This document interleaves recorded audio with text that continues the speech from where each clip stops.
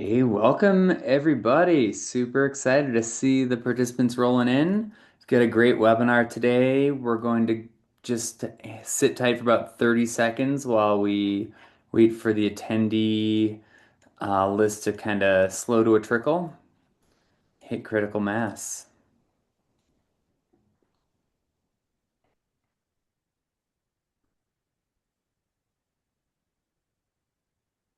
Looking good. I think we might be close. Give folks a few more seconds. Don't want too much FOMO for folks that join late.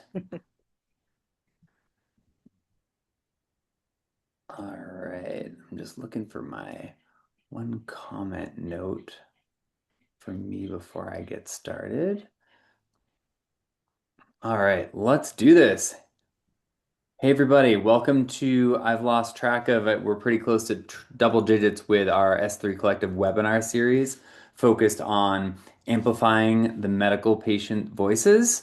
I'm stoked to be here with Mo Savage and Jordan Wellington as our guest. I'll be shortly handing the reins over to Mo to moderate, and I'll be sitting in the panelist seat with Jordan here. But as you know, with every webinar, these are recorded, available on demand. These are a public resource that are here for you guys. So we welcome your engagement, your feedback.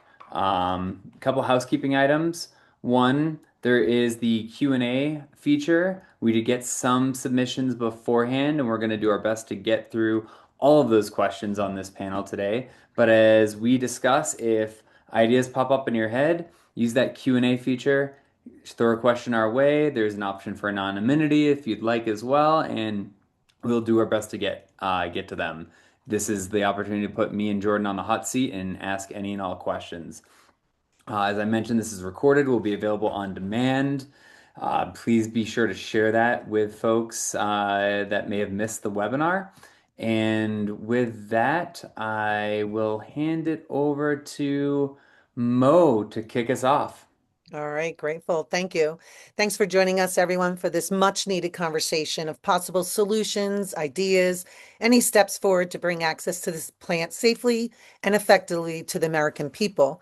Hello, everyone. My name is Maureen Dubé-Savage. I'm a dietitian and a holistic cannabis educator working with the national nonprofit Leaf 411. We are a cannabis nurse guidance line and public health education service. LEAF supports the public consumer because everyone has the right to guided health information. We work with the public, brands, researchers, lawmakers, and health organizations to support those choosing this plant as their medicine. So let's start, Jordan. Let's share with the audience your role in amplifying the medical patient voice at Strategy 64 and your offering of a one plant solution so that all Americans can have safe access and effective products. Yeah, thanks, Mo. Excited to be here and happy to chat about cannabis policy, one of my favorite things to do.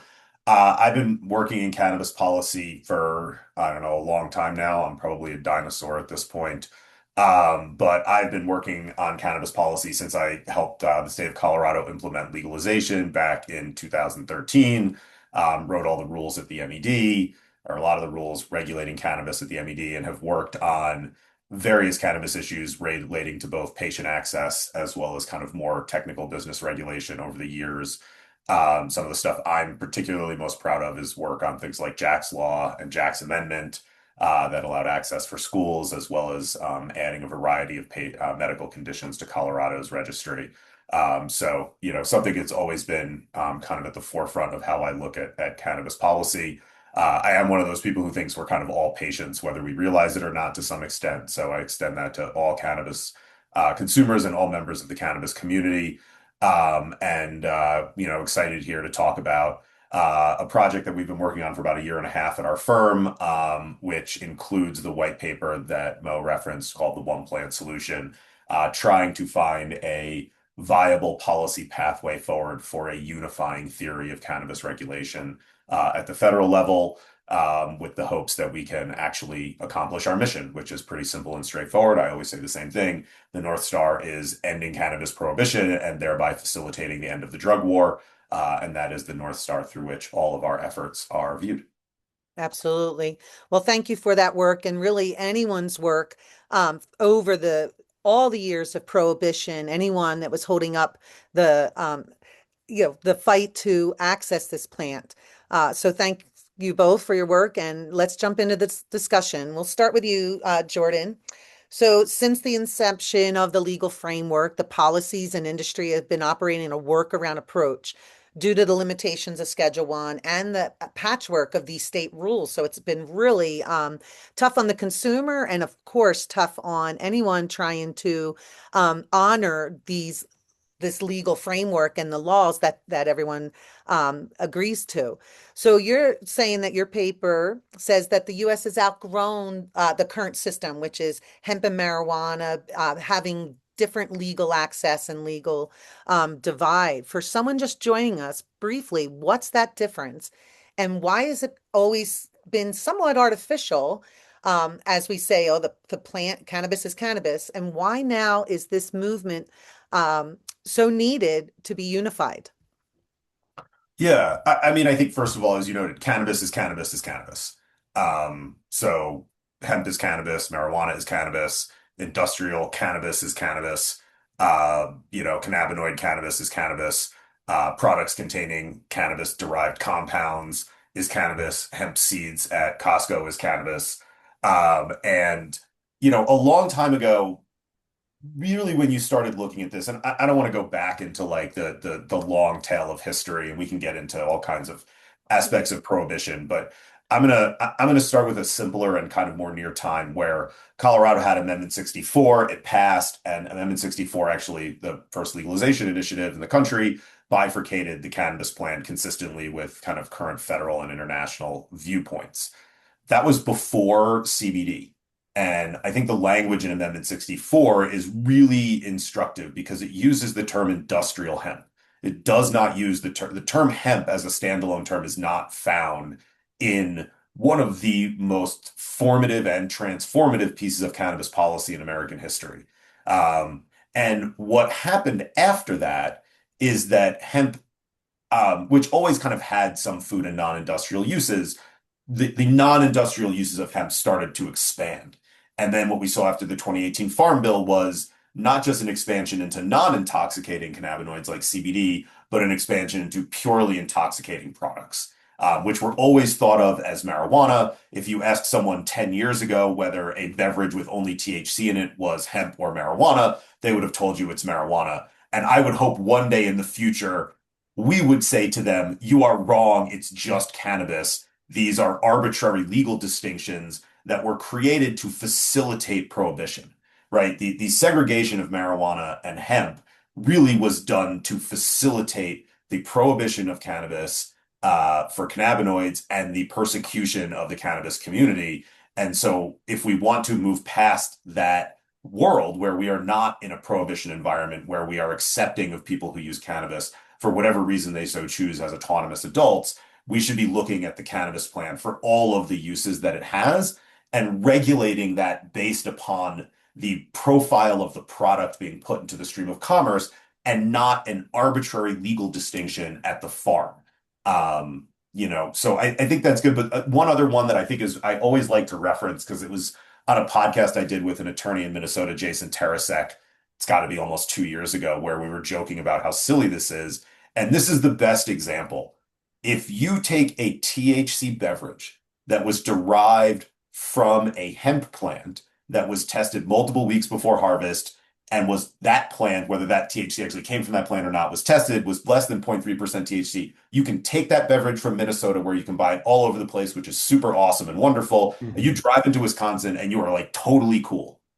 You take a beverage that was 0.4% THC when they tested it, and you drive into Wisconsin and they're going to put you in a cage, even though a chemist literally could not tell the difference between the products. And so that's why I think we've kind of outgrown this difference is at the end of the day, what we really want to do is make sure there's access for patients, safe products to consumers, and educating consumers and protecting youth. And I think that we do that better by better focusing on the product itself as opposed to the source material.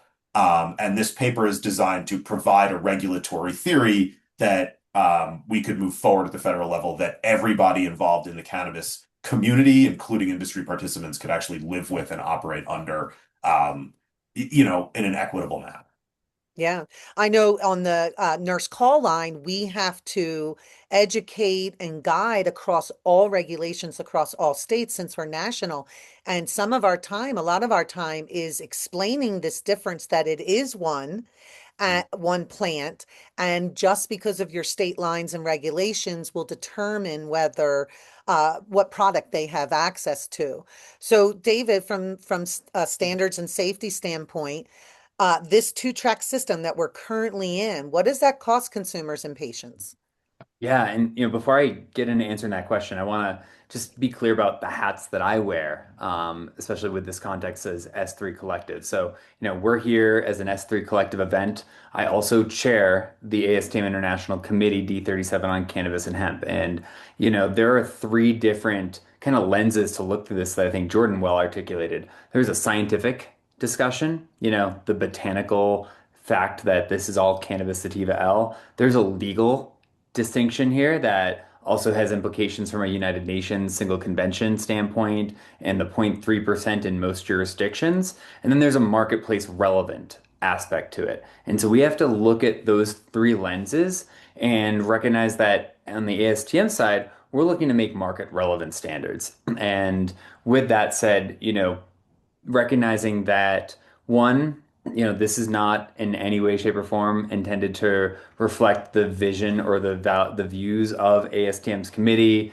or the leadership at ASTM International with regards to cannabis and hemp. We are going through a consideration of a divisional structure at D37 that would create a cannabis and a hemp, at least as the language is proposed now, framework. And I encourage folks to get involved in that process, become members if you're not already.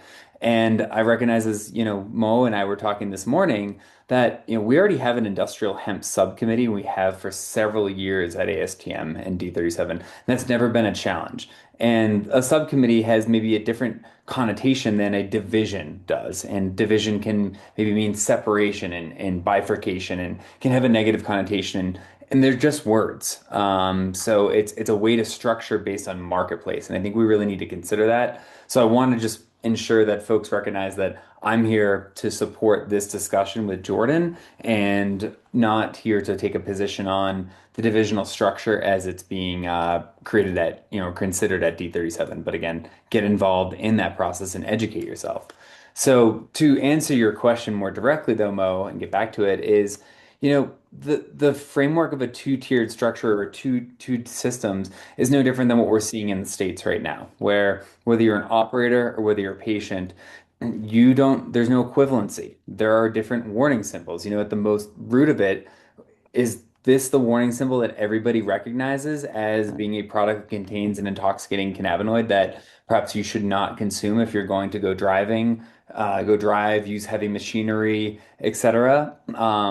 To labeling, to costs around patients. Can they go buy a product at this store in this state and then go to another store in another state and get the product that will have the same or similar chemical profile and create the intended effects or outcomes that they're looking for? And that's both at a state by state marketplace, but especially prevalent with the hemp marketplace. And there's a lack of regulations. There's not a regulatory parity that really needs to be in place between these products that, as Jordan mentioned earlier, with a great example in Minnesota, where a beverage that is produced by a plant that is grown and tested up to 4 weeks before harvest that has less than 0.3% THC is now legal for interstate commerce for intents and purposes for simplicity. But then a product that is also put into a beverage, 5 milligrams or 10 milligrams of THC that was grown in a through a regulated state marketplace with more than 0.3% THC tested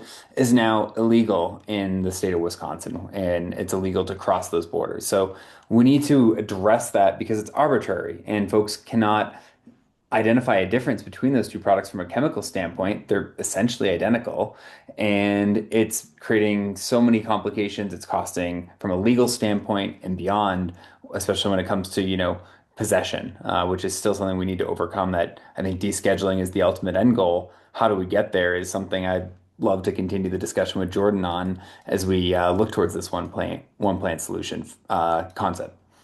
And just Absolutely. well, Go real ahead, quick Jordan. before we move on, I just want to make one quick point that I want to riff off what David said, which I think is really on point here. And that's the two-track system is reductive. Like the cannabis plant offers us way more than two tracks. Mhm. Mhm. Like the two-track system is not the cannabis plant does not deserve two tracks, right? It deserves a great many tracks from industrial uses to grass food uses to cosmetics to dietary supplements to intoxicating and non-intoxicating cannabinoid products. Like I just riffed five off the top of my head, and as you were talking about it, this like popped into my head, this idea of a two-track system. Like I, that's outrageous. Like the plant offers so much more than two tracks. Like we need all the tracks. We don't want one track. We want all the tracks Right. because the plant Yeah. offers us all the tracks. Yeah. And absolutely brings confusion to the consumer, which then becomes a safety issue because access then is variable, products are variable. And when we're talking about this as medicine, as is our first, attempt at showing the world the value of this plant, compliance, medication compliance is difficult, especially from what cannabis therapeutic educators are sharing the knowledge that this ratio, this product is kind of your best bet to manage your symptoms. And then we go out to try to find that just right product. And it's difficult to have them find it within their arm's reach. And then their right to move around the country decreases their access when they cross state lines to see family or go on vacation. And so that the two-track system really impacts our consumers, whether they're patients or wellness consumers. And it's really challenging as educators and guides to help them beyond the gold standard of what we know about these molecules to actually where the rubber meets the road to go obtain the product and then obtain the right product and then keep finding that product. So that is definitely a challenge that hits the road in this two-track system to our consumers. So let's talk about this one plant solution case and some of the trade-offs. So walk us through kind of in plain terms the general structure, right? You are identifying the need for deschedule, and I think everyone is on board for descheduling to kind of help have some workaround room, right? But you want to preserve that state autonomy. In addition, the states are overwhelmed and they're asking for help. So we do need these federal standards from national experts in the same field. This is not new information when we're talking about cosmetics as a product or a food product or an oil or medicine in a wellness sense. There's standards out there nationally that we can tuck right in. So why this order? Why are we going Yeah. through? And I think some of it we can get to in terms of like what is the theory behind the paper, the goals, the motivation, but the structure at its core starts with descheduling the plant. I'm going to quote the amazing Pam Epstein, who recently at CANNRA said she's a descheduled girl living in a rescheduled world, which I thought was absolutely just, I mean, she's hysterical, and that was another fire quote from her. And I We're think all that living that's that. the truth, right? Like I'm all for rescheduling. I'll take every ounce of progress the system is going to give us today. I am going to True. say thank you very much, sir. And then I'm going to wake up tomorrow and I'm going to demand more because Then you're that's going to say, may I have another?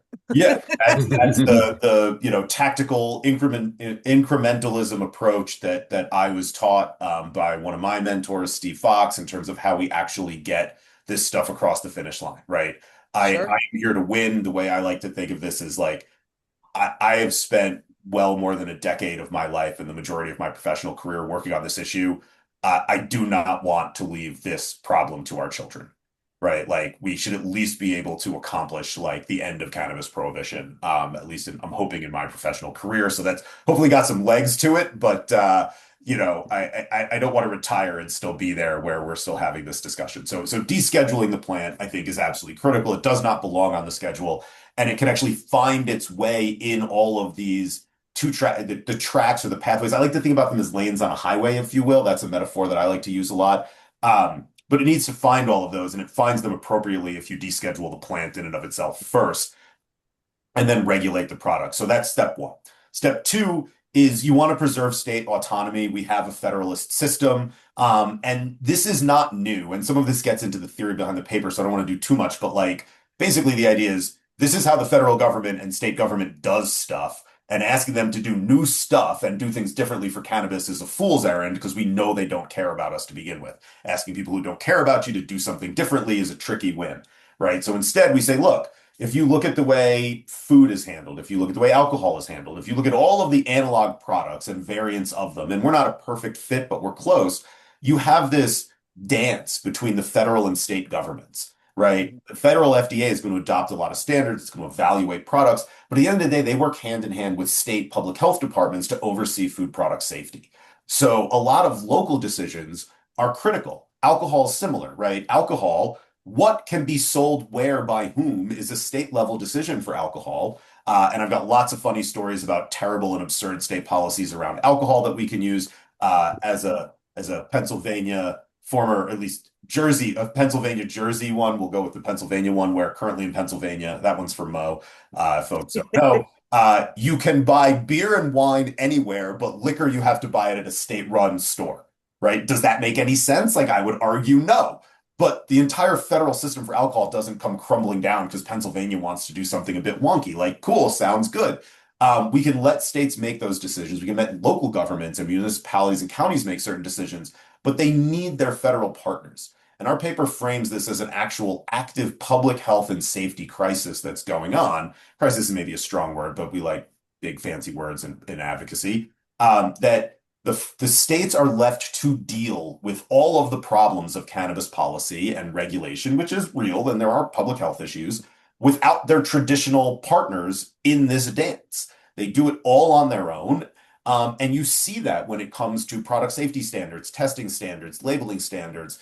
David flashed the universal symbol, where the only thing that's universal about the universal symbol is its non-universality. I know David's trying to end that, which would ruin a lot of my dad jokes, so we're going to have to talk about that. But it really is a huge problem that they don't have that. You also see it when it comes to interstate issues. Normally, when there's an interstate issue when it relates to food or alcohol, the federal and state governments are working together. You don't see that as much in cannabis because there isn't a federal cannabis regulatory architecture for them to plug into and work on. And so what we're looking for is deschedule the plant, give states the authority that they normally have, but bring their federal partners in the very limited way that the federal government gets involved in these things, and have that right balance that I'm not going to say is perfect for food. It's not perfect for dietary supplements, but we are not trying to fix the world's problems through cannabis policy because we will never achieve the North Star, which is end prohibition. That's it, right? So what our goal is to end cannabis prohibition. We need to come up with a way that this works within how the federal government and state government works, and then we can work to improve all of these other problems that we have. Love it. Sure. In fact, just to add, right? I Yeah. think I love using the term convergence. And, folks, for one, I don't think any state government hasn't been screaming at the top of its lungs as best it can to say, we need federal support. Like in the food world, there is great, and there's so many examples of great partnerships that Jordan called out where it doesn't live in this silo where it's all FDA. Like FDA works with and essentially deputizes a lot of state food and ag departments and agencies to carry out inspections as under the purview of the FDA's framework and regulatory structure. Those relationships with training exist, and that has been from the top down because the FDA is best suited to establish like good manufacturing practices and help it establish what that means and how to interpret it, because our food system is national and honestly global, right? Whereas coming up with what should Colorado do from a health and safety standpoint, like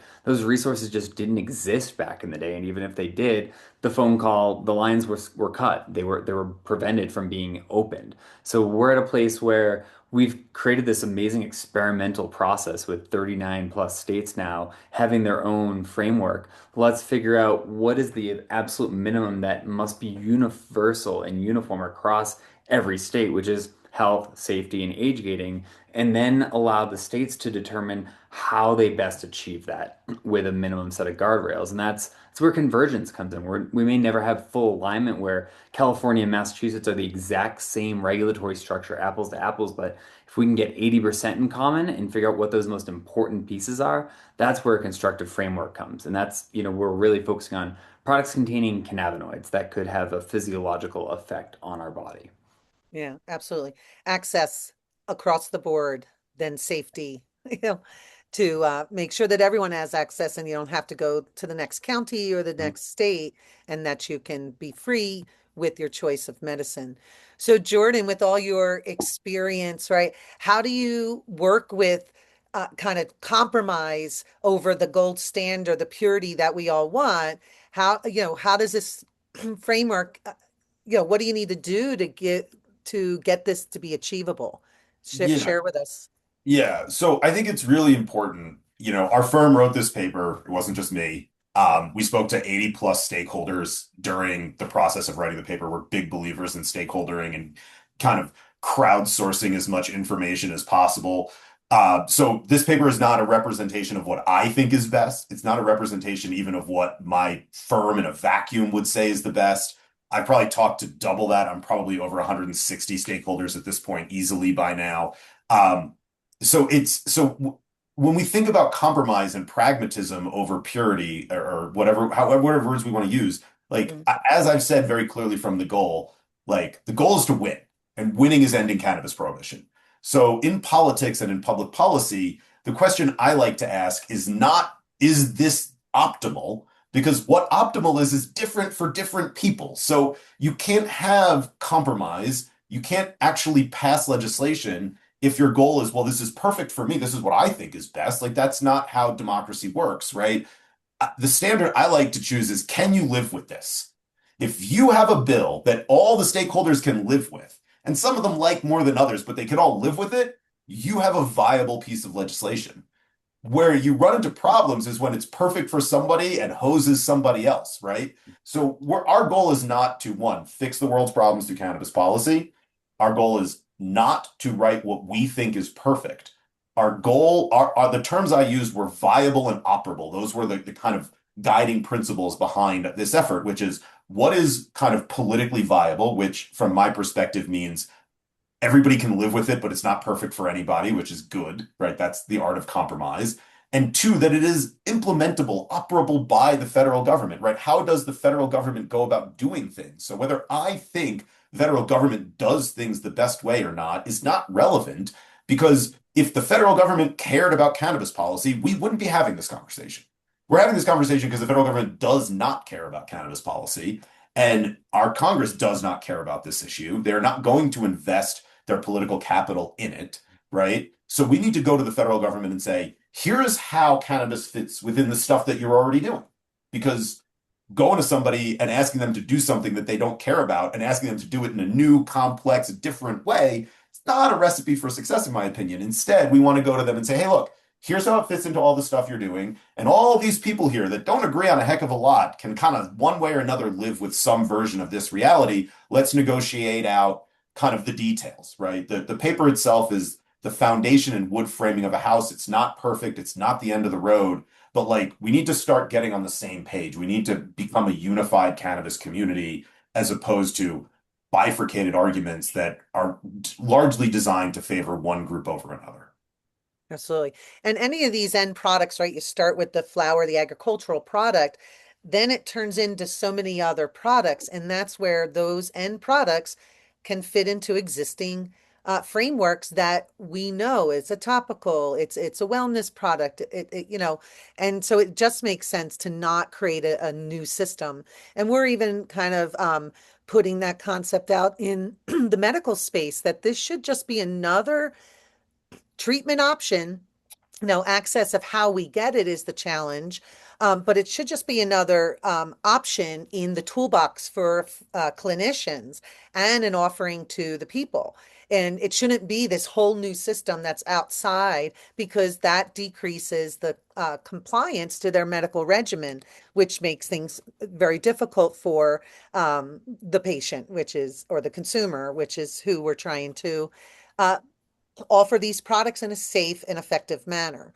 So let's talk about one of the big topics, which is youth access. So you're proposing, Jordan, an adult restricted cannabis product classification, and that is kind of new. So does that single category do more for youth protection than the current regulated marijuana system that has excellent, um, you know, test results in saying that not, youth aren't getting access through the regulated system. But on the hemp side, it's a little bit different. So tell us a little bit more about that single category and how is that going to help the youth protection Yeah. topic?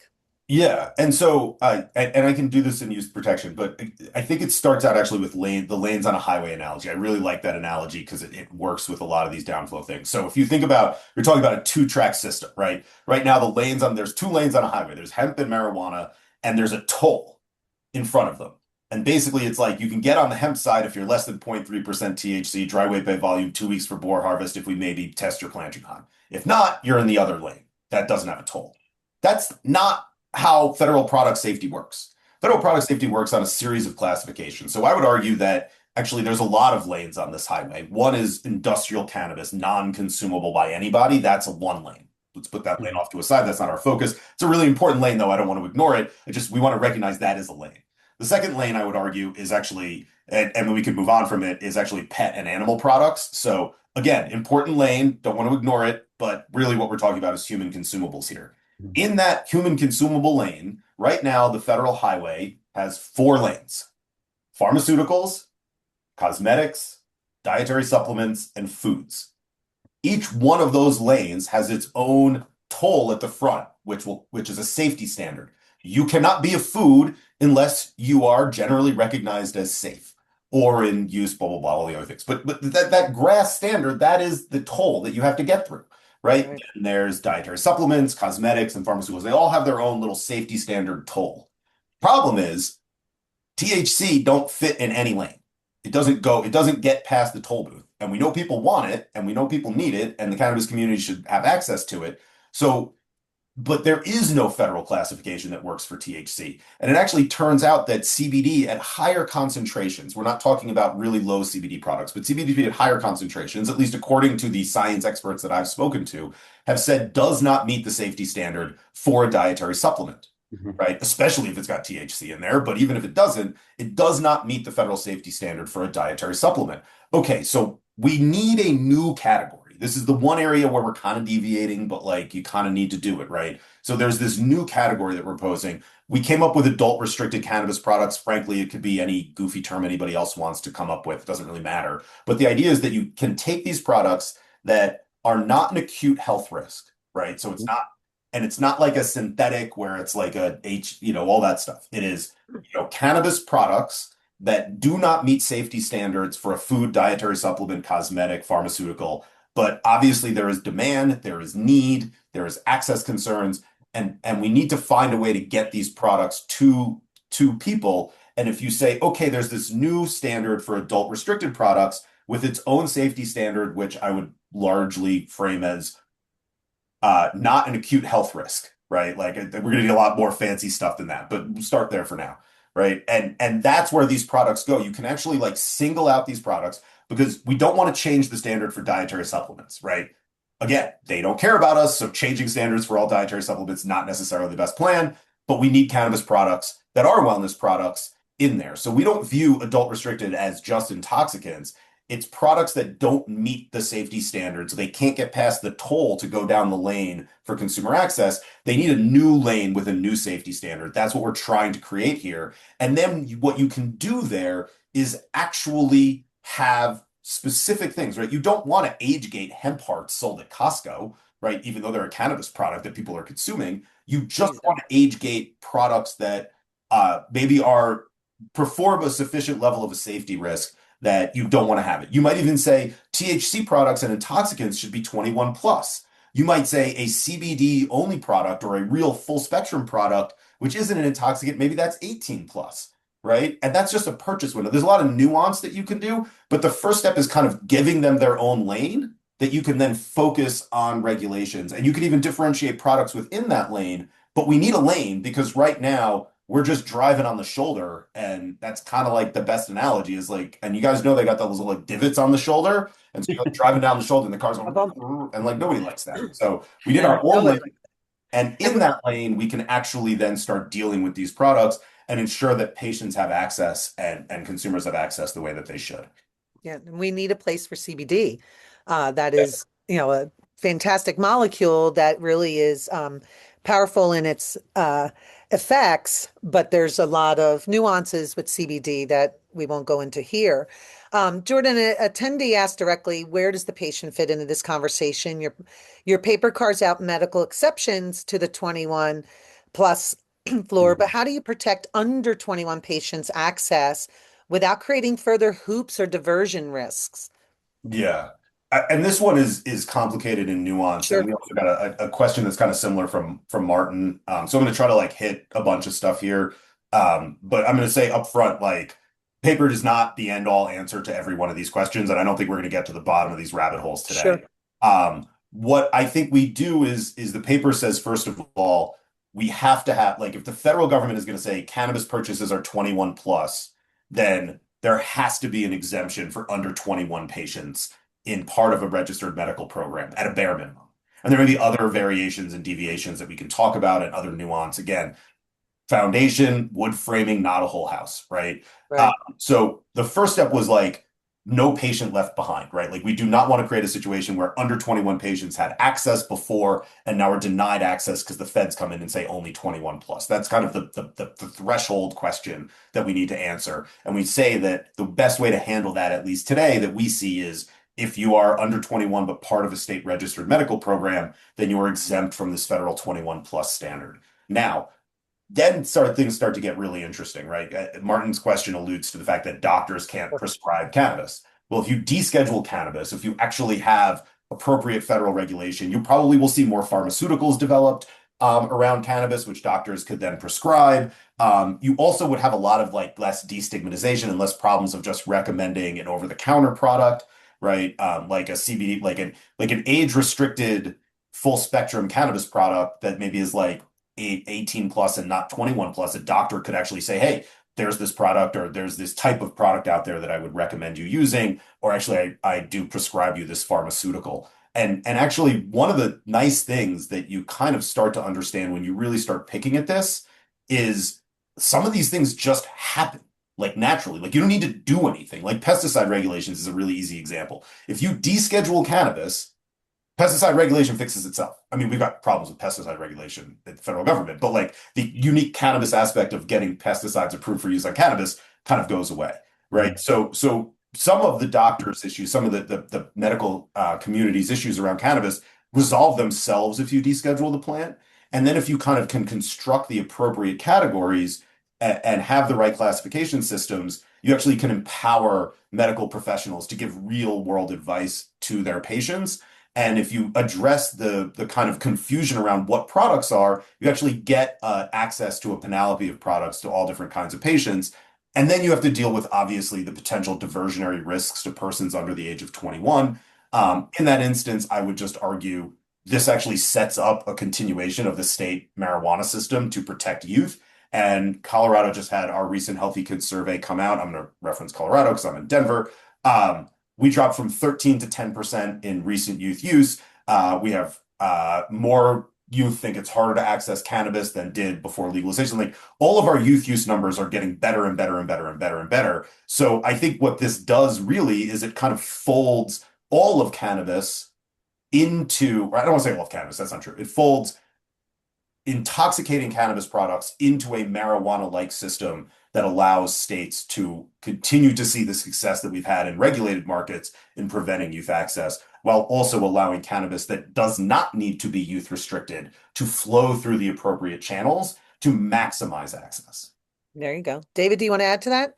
Yeah, well, I'm really stuck on this highway analogy that I love, Jordan. I think we need to like run with that further and have some jam sessions on it because, it's something that is a little more complicated than just, what Jordan and I in between, what connects Jordan, Mo, and I, which is I-25. It's not just one highway, but it's also not LA with 28 freeways and this, rat's nest of complications. But it's somewhere in between, and that's what we're still working to frame out because we've got, the UN conventions that establish some guardrails around like the fact that, this is what the highway needs, this is what highway is, and this is needs to have lanes. We start with that framework, and then we've got the agricultural side of it. So there is a highway perhaps for the actual growing of the cannabis plant that could have different framings based on and requirements for this lane that is going a medical route, this lane that's going an adult use cannabis route, and it does, and then a lane for hemp hearts, and then for fiber or broad, broad outdoor acreage.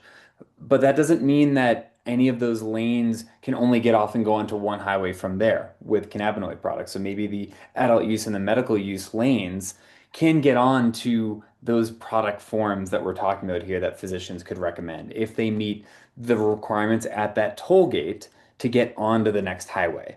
And maybe the medical use framework, that lane for an agricultural commodity, can also get onto the industrial parts of the industrial highway given that they meet certain specifications into a toll framework. And that's really what I see being the breakdown that we haven't appropriately defined those lanes as an industry and as a marketplace. We're running with it. And there are some folks that, to use your rumble strip analogy and reminder, Jordan, folks are just trying, if you go fast enough, you don't feel the rumble strip. So let's just go fast enough, but then you don't realize that there Yeah. is, the Then highway you're hasn't. driving down the shoulder and you're going to kill someone at some Yeah, and point. Yeah. you're And gonna you hit the just drop them construction off. site. You're not gonna be able to stop, and you're gonna crash into a cement barrier, a Jersey barrier when you least expect it. And that's what happens when you try to skirt the rules. And I mean, that's the reality that we're living in now. Yeah, there you go. I mean, skirting the rules is what had kind of turned us into a different direction with the loophole that we're now there working around. But if we can kind of come to a one plant solution and move forward with all of these lanes, maybe we can help tamper the challenges that came from that.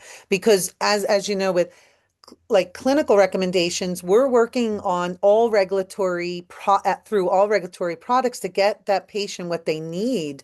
And that's really challenging and confusing. But we say, go here and get this product or guided to choose that. Mhm. And then here for that regulated product and no, a topical you can get right off the shelf. Like we're sending patients to 3 different places right now. Mhm. But it would just be easier and better for the patient for consistency and safety and access if it was descheduled and we had a broader access to the products under a regulatory state. So let's move to a hot topic, and that is the international counter case. The industrial hemp sector is really positioned and grounded in the 1961 Single Convention Article 28 and the 2024 INCB, which is the International Narcotics Control Board, and feedback from the UN's Trade and Development. So where the industrial hemp side, producers are seeing themselves as a distinct industry that's internationally already exempt from drug control. And that fusing them back into this one solution that you're suggesting drags them back under drug regulation.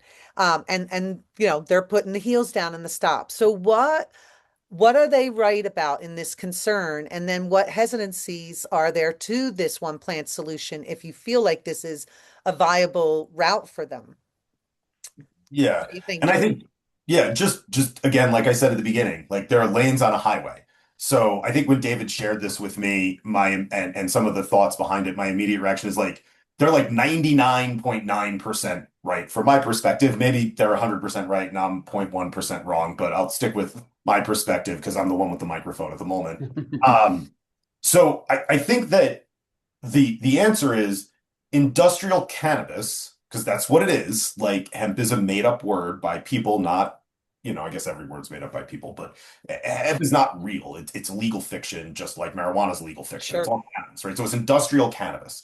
And they are 100% correct that industrial cannabis should have entirely different standards than consumable cannabis, except for one standard, which is the first and primary standard of differentiating industrial cannabis from non-industrial cannabis, right? So I would actually say, and this gets to like one of David knows, one of my absolute bugaboos in the whole world is saying the phrase cannabis and hemp. To me is a grammatically disingenuous statement because it indicates to the listener that cannabis and hemp are different when they are, it should be cannabis including hemp is like a more accurate grammatical construction from my perspective. And so what I would say is actually, yes, industrial cannabis should follow almost an entirely different set of standards and should not be subject to drug control, drug regulation in any way, shape, or form. But we have to acknowledge that it is one plant. And we have to acknowledge that and then start our standards by the first standard of all is differentiating industrial cannabis from consumable cannabis. And then consumable cannabis probably needs to be differentiated into cannabinoid products and non-cannabinoid, right? And you get this like decision tree situation, which policy people love because it's complicated and we like making things complicated. But like, so I 100% agree that industrial cannabis should not be subject to the same standards as all other forms of consumable cannabis, except for the first one, which is how you're differentiating them, right? And because and the reason, like the Farm Bill proved this, right?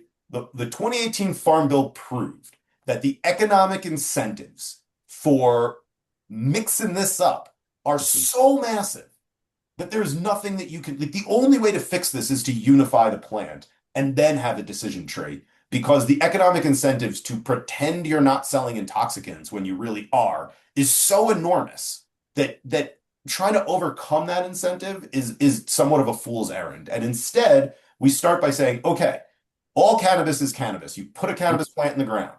I am now an industrial only guy. I'm not even selling stuff off for extraction on the side. Like I'm 100% purely industrial. And I think they were talking about certified seed programs and other ways. And there's lots of ways you can confirm industrial cannabis is industrial. Standard one, I am an industrial cannabis guy. I am just, the first standard is how do we confirm that I'm an industrial cannabis guy? What is that standard? And then I flow down an entirely different pathway that looks nothing like THC products. 100% agree.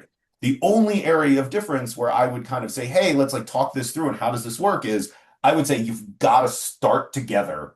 And then once you bifurcate it from there, once you say they break off, their standards are totally different. They go down a totally different lane with different standards, with different regulations, with different laws. Everything's different.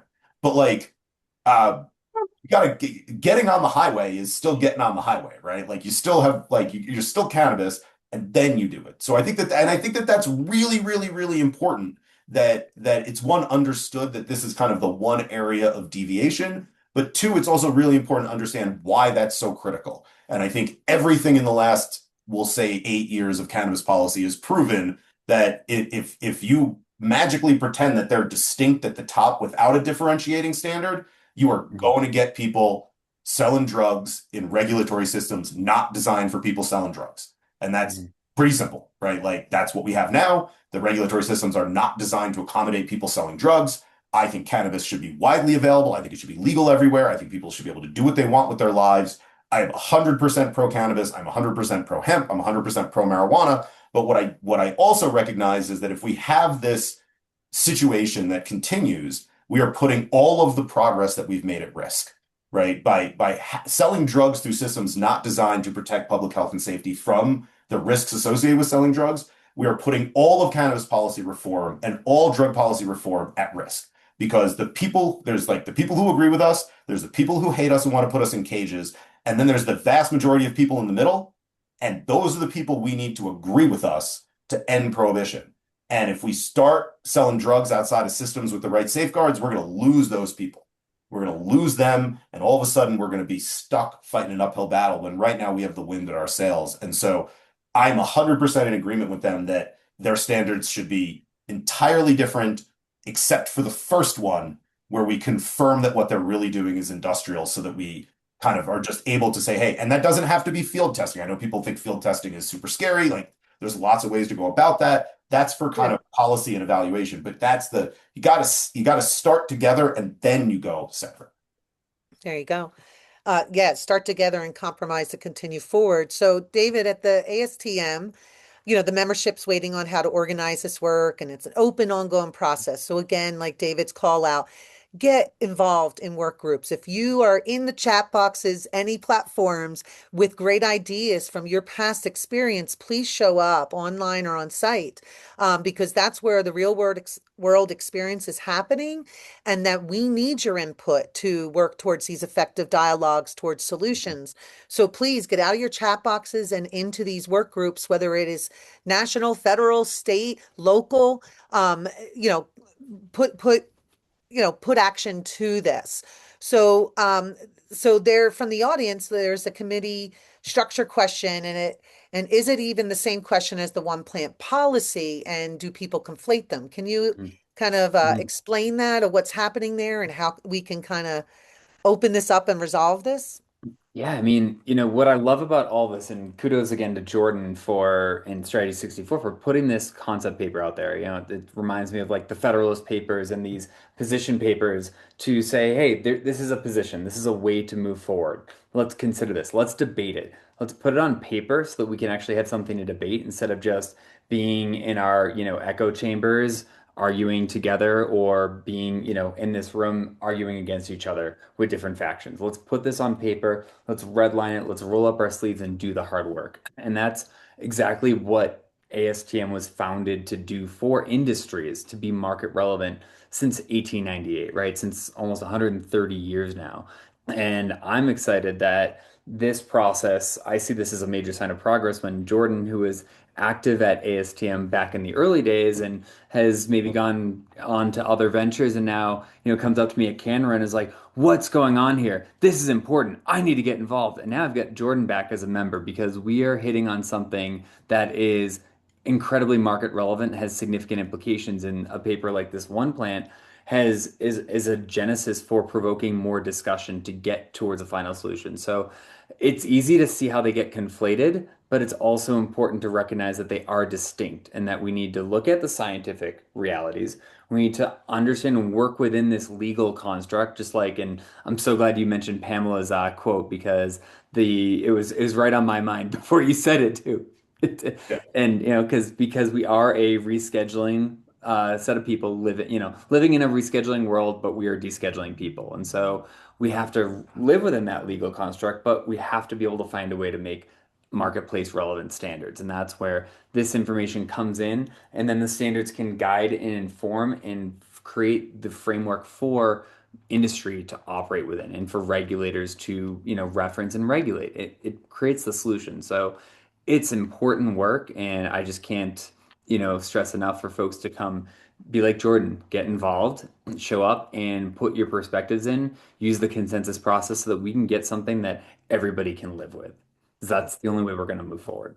Absolutely. And these fragmented standards bite hard in all of the systems. So as a quick example of testing, that Mhm. states have to set up their own testing lab because they can't go and test their own products in a DEA regulated testing lab. That's absurd. Let's use the same systems instead of Mhm. creating. And that where that hits is in accuracy in testing and the process, right? When you test something, there's specific procedures to make that accurate, and the training of that and accuracies to the manufacturing and labels, and who does it hit hard is us, the people consuming And or users. those considering to consume, right? And the industry, because they're just chasing tails, and it's really not effective for them doing the further work that we're asking them in as far as either interstate or state operators. It's really making it difficult for them. Mhm. So, one of the most submitted questions was assuming this single logical framework is the right answer. What does it take to overcome that entrenched industry segmented paradigms and build the national support, right? Jordan, kind of who has to say yes? What has to happen? And Yeah. then, what's going on there? So I would actually say this is exactly it, right? In my experience, typically there's kind of two things that go before legislatures. There's policy issues that legislators care about, and then there's policy issues that they don't care so much about. Mhm. I- If it's something they care about, they're willing to decide among warring factions of stakeholders. They'll pick a side. If it's something that's not that important to them, their answer is usually, "You guys go figure this out. Come back to me with something you can all live with, and I'll pass it." And that has been true in every legislature I've ever worked in or been involved with. And it is a maxim that has been supported by every single policy person that I've ever spoken to about it.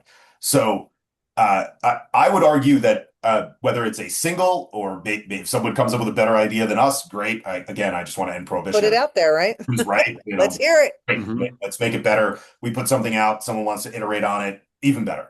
But like, it's going to be logical, right? Like all good frameworks should be logical to some extent. So like, logical is good.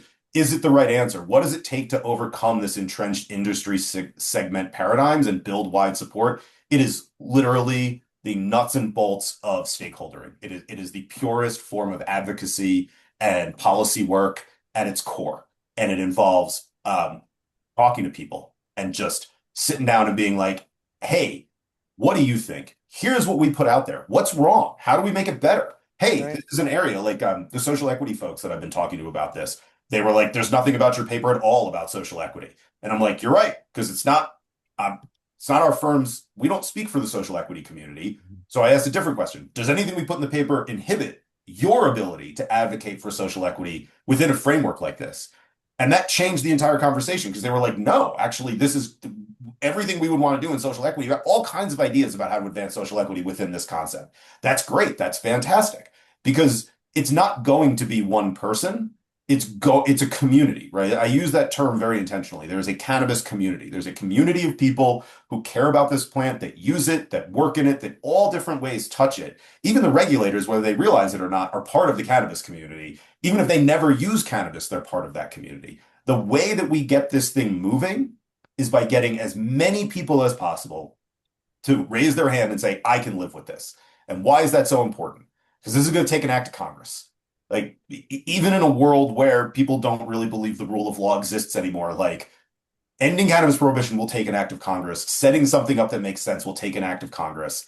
And and one of the really important pieces here is getting something that everybody can go. Like when Cory Booker calls his people and Rand Paul calls his people, they all need to be able to say to them, I can live with this. Because we got to get to 60 votes in the Senate. Like that's the game, right? It's 60 votes in the Senate signed by the president. How are we going to do that? We're going to do it by having all different kinds of people find something that they can live with, whether this is perfect or not. My hope is to help our community find something we can all live with. I do believe that some version of this actually works. And I do believe that it's really important that it passes scrutiny by non-cannabis people, right? Because there's more of them than us and we live in a democracy. So I think that's my answer is get out there and talk and make it better and be iterative and find ways to do our best. But we are stronger together, which is another Pam Epsteinism that I will poach for the moment. But like we've got to be together and united. And it's really simple. Like we're dead in the water if we're not together. From my perspective, we have a chance at success if we can unite at least to some extent. Sure.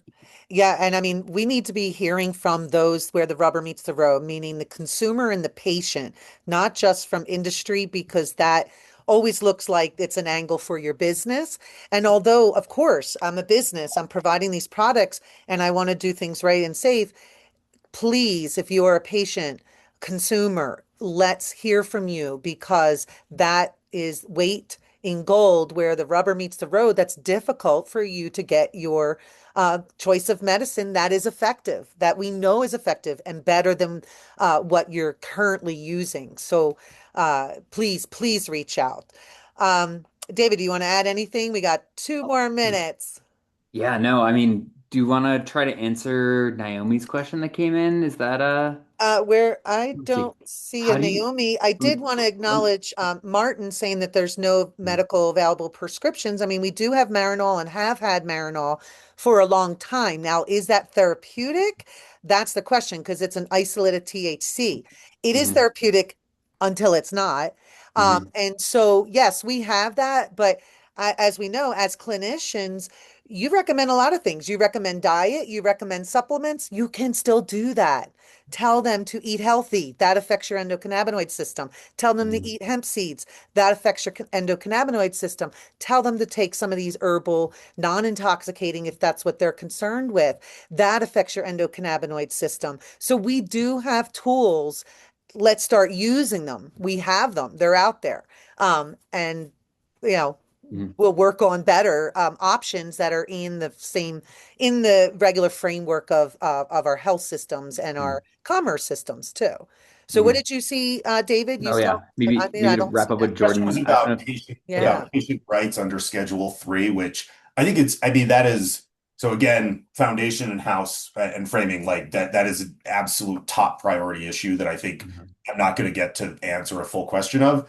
But Sure. what I would say is a couple of things. One, the primary key to respecting patients' rights is recognizing that cannabis is a medicine, which the federal government is now, for the first time ever, doing even after approving pharmaceutical cannabis. Still had no medical value, even though the FDA approved them. Fascinating Back in the duality 80s. there in Mhm. America. And then the second question is, if you deschedule cannabis, how do you protect patients' rights? And I would say that there's probably a lot of different ways you can do it. There's probably, first of all, even in a descheduled world, when you have medical recommendations, you have state laws and state programs that are enshrined in constitutions and things like that. Patient protections will still exist. And again, this is going to take an act of Congress, so maybe a patient's Bill of Rights should be part of that act. Like, there's a lot of ways to get there. Mhm. And I want to make sure that how we get there is driven by patients and not driven by policy nerds like me, because even though I am a cannabis patient and there are a couple of them in my household that I care about it, I don't want to speak for an entire community of people. But at the same time, like, there are a lot of ways to do that, and there are a lot of ways to get there. And I think that we can, but the only way to do it is working together and talking and problem solving as. Mhm. Mm. And so I think what I've heard is you're open to getting barraged with some good feedback, Jordan. Do you recognize that this is a framework, this is the house, the skeleton, the framing of the house, and that there are a lot of pieces to plug in, that this doesn't preclude from having a place like especially with medical patients, and that's part of the next step. So let's, work together. Let's assemble working groups, whether it's through ASTM in the process, get involved, or other related pre-normative areas to hash this out, get your voice heard, and let's put this on paper and duke it out until we find something that we can all live with, increment by increment, piece by piece. There you go. Here, I think here. we're at time, so We are we at gotta time. wrap this Jordan up. at strategy64.com if you want to send any ideas to him, and then any working groups get involved, whether it be ASTM or any of your local, or start one in your state. Get something going. Awesome. Well, thank you so much, Jordan, for joining us. Mo, I appreciate you running this ship, and we're taking July off, so we'll be back in August. Look out for an email from S3 Collective. Follow our newsletter, join us, and get involved. Jordan, have a good day. Good to see Yeah, you. Thank you, look forward to everyone. the Thanks for being conversation. here. Look forward to hearing from as many of you as we can get. So let's go win, end the drug war. Woohoo. See you Cheers. guys. All Take right. care. Bye.